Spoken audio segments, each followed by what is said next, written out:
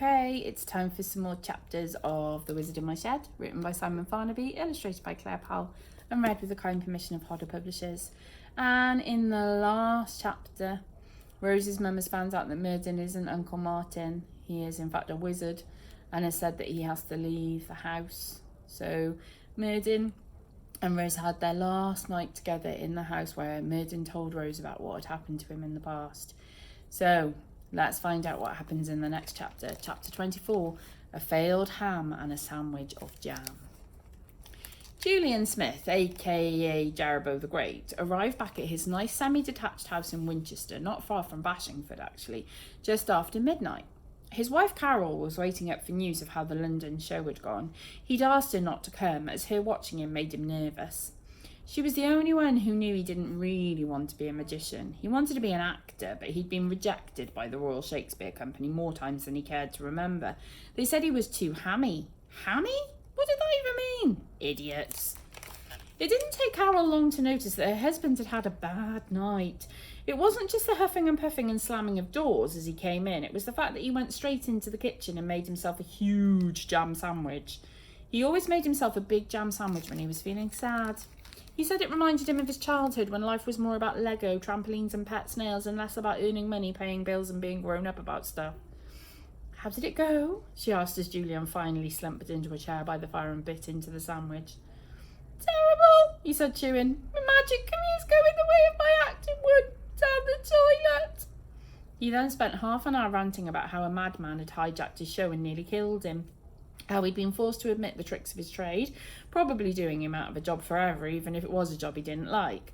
How the crazy old fool that had ambushed his show appeared to have real magical powers, by the way, and kept whittering on about a spell book. Carol listened to the whole story wide-eyed with wonder, but it was the last bit that really caught her interest.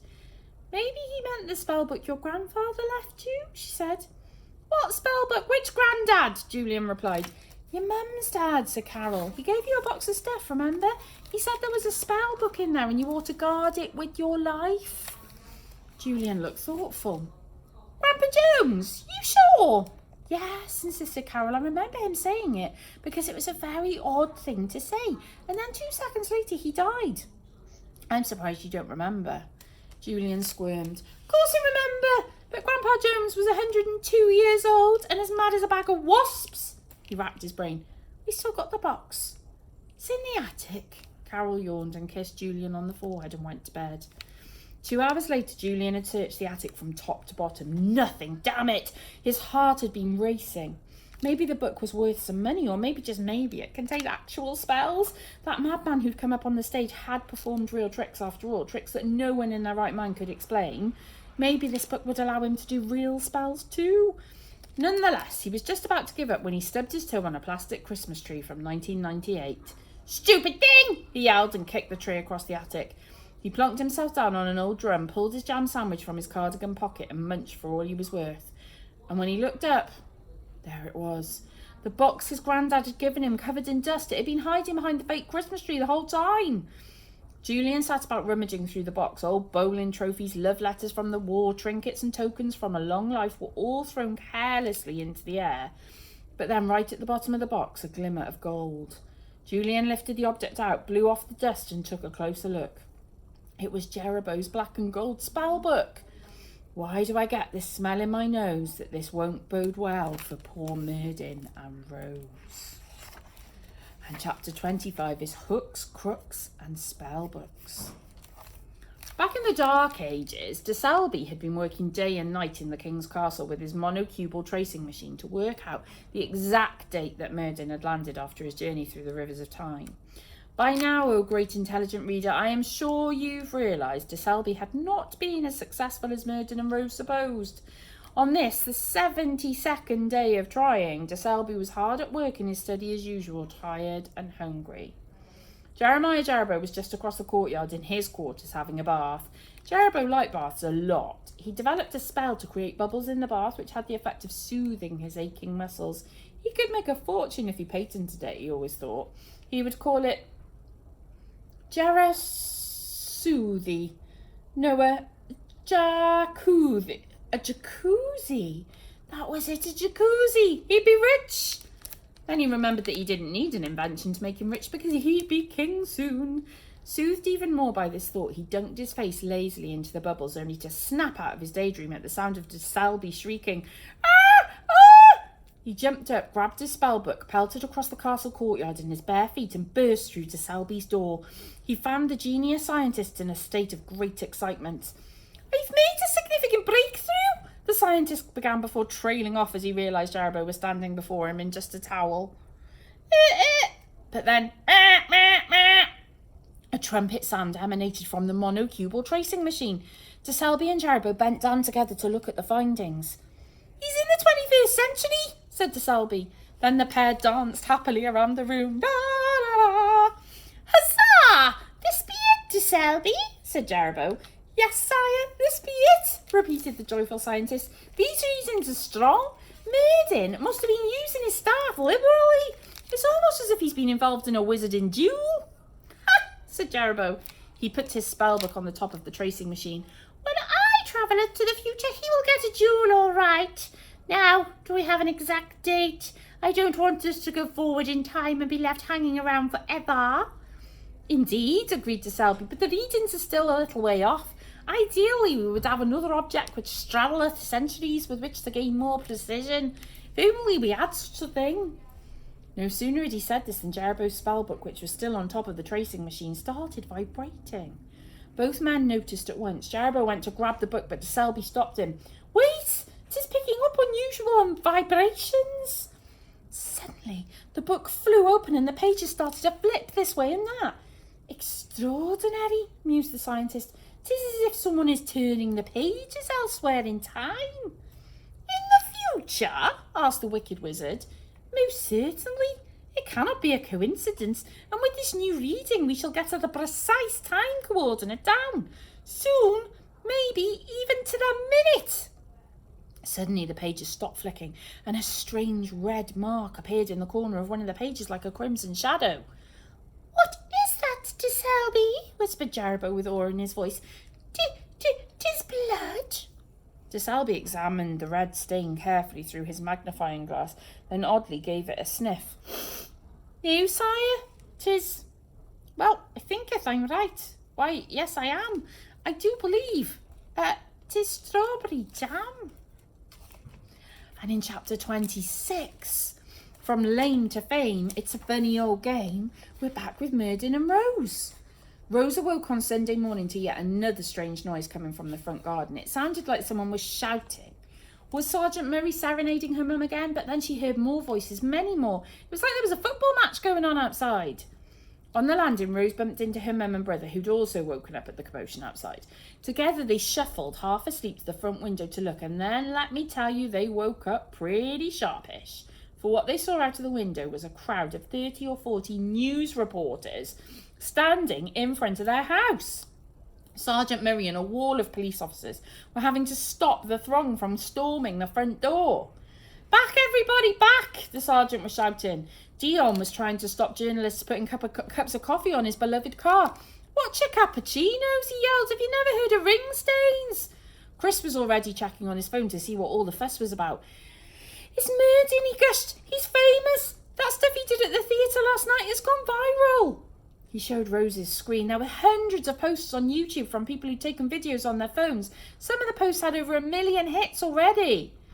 Rose peered at the crowd. It wasn't just journalists. There were fans too. Some were even dressed as Merdyn the Wild in long flowing robes and pointy hats and false beards and dark eyeliner. They had catchphrases too. "I bow down before thee," some were chanting. Others shouted, "I am the wildest warlock who ever liveth." "Oh, all right then," said Susie wearily. "If it's Merdyn they want, they can have him." Down in the shed, Merdyn was already up and packing his things to go as Mum had instructed. He was blissfully unaware of what was going on outside, and he refused to look at the footage on Chris's phone, even when Chris shoved it under his nose. "I do not desire to be hypnotised by the starred foam, thanks very much. 'Tis black magic."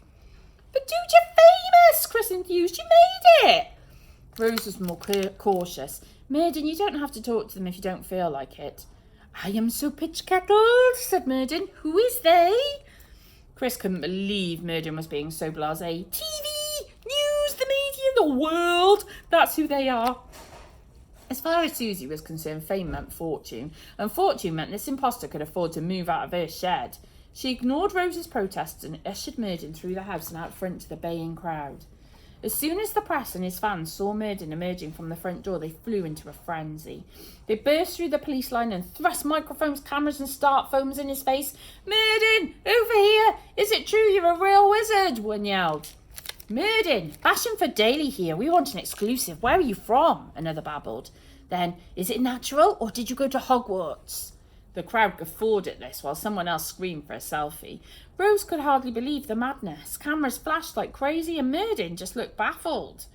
Suddenly a handsome man in a tight blue suit and black slick-back hair thrust himself between the Warlock and the microphones. "Gentlemen, please. Merdyn will talk as soon as we see the green. No pay, no play. Now, if you don't mind, I'd like a bit of privacy with my client. Thank you and good day." And the tight-suited man ushered Merdyn and the family back inside the house. "Relax, team," he said once everyone was in the kitchen. "Who the heck are you?" asked Rose. "I'm the one who just upped the fee fivefold for a moment with your wizard," he said with a wink, thrusting out his arm to shake Rose's hand. "Frederick Montague, agent to the stars. My mates call me Freddie or Monty. You choose. I prefer Freddie, FYI. He shook Merdyn's hand next. "Pleasure to meet you, big guy. You're a ledge. Total ledge, mate."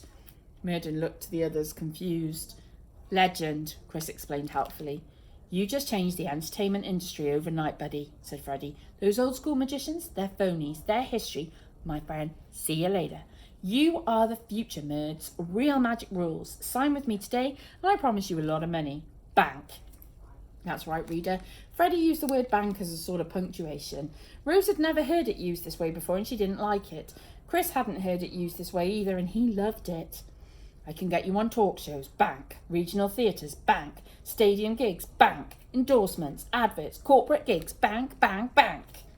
"How about somewhere to live?" Susie asked. "Oh yeah, new homestead, bank," said Freddie. "I've got you a beautiful penthouse suite in Clifton Towers, not far from here. It's got a jacuzzi, bank. It has a double refrigerator, bank. Ice machine, soft closed doors, 10-pin bowling lane, bank." "Ooh," Merdyn was excited. "A bowling lane?" Rose looked at him perplexed. "You've never even been bowling." "No, but it sounded fun." "And fun it is," said Freddie with a capital F. "Look, I want to be your agent, Merds, but more than that, me and you, Merds, we're going to be great friends. What do you think?" Rose pulled her Warlock pal aside. "I'm not sure about this guy. My dad says never trust a man who wears shoes without socks." Merdyn looked at Freddie. He did look a little fob-poodly, a bit coxcomby too. His trousers were even tighter than the top boy ones Chris had made him wear, but what choice did he have? "What am I to do, Rose?" he said, his frustration boiling up. "Thy mother hateth me, thanks to thy let's pretend I'm Uncle Martin ruse. I have nowhere to live, and I'm stuck here forever. Thou didst say it thyself I should get a job. Well, Freddie's offering me one." "But is that what you want? To be famous? Like this?" asked Rose. Merdyn looked at Rose knowingly. "This from the girl whose the whole goal in life is to win a singing competition?" That's different," Rose blurted out, a little stung. I'm normal. You're W blood. When we talked last night, you said you would use your powers for good." "No, Rose," Merdyn snapped. "Thou did say it that, not I." Rose almost jumped. Merdyn had never spoken to her like that before. "I am not thy father," Merdyn went on, his temper rising. "I am not a Mr. Do-Good in his two shoes as much as thou would like of me to be." "Is it so bad to help other people rather than destroy them?" Rose volleyed back. The two of them glared at each other angrily for a moment before Merdyn spun back towards Freddie. "The proposal thou just madest, run it past me again." Freddie beamed. "I want to be your agent, Merdster. What thou sayest?" "I say that thou speaketh my language, Fredster. Thou art on." Then Merdyn stormed out into the garden, leaving Rose fighting hard to keep the tears from spilling down her cheeks. She was sorry that she'd snapped at Merdyn, even though he'd started it, but maybe he was right. Maybe she had hoped he could feel the hole left by her father. She felt silly now.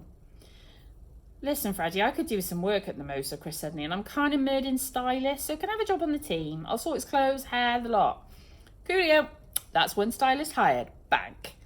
"Bank," repeated Chris, and happily accepted Freddie's offer of a fist bump. Rose watched all this open-mouthed. Was she the only one who could see that the only bank that would be getting full here was Freddie's? What was Chris doing? getting involved. Last night she thought he was on her side. She thought they were finally on the same page, but now here he was, back to his old self.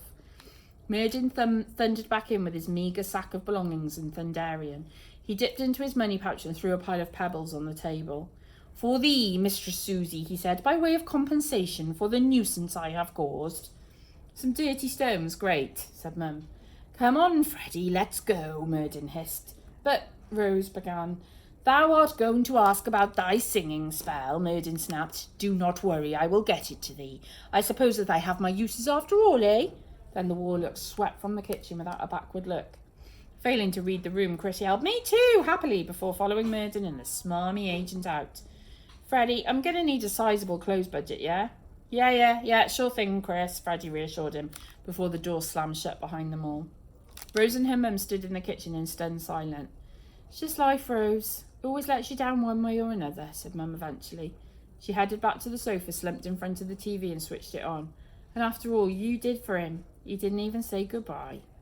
As if Rose hadn't already noticed. "Yep, wipe a tear from your shining eye." The thoughtless Warlock didn't even say goodbye.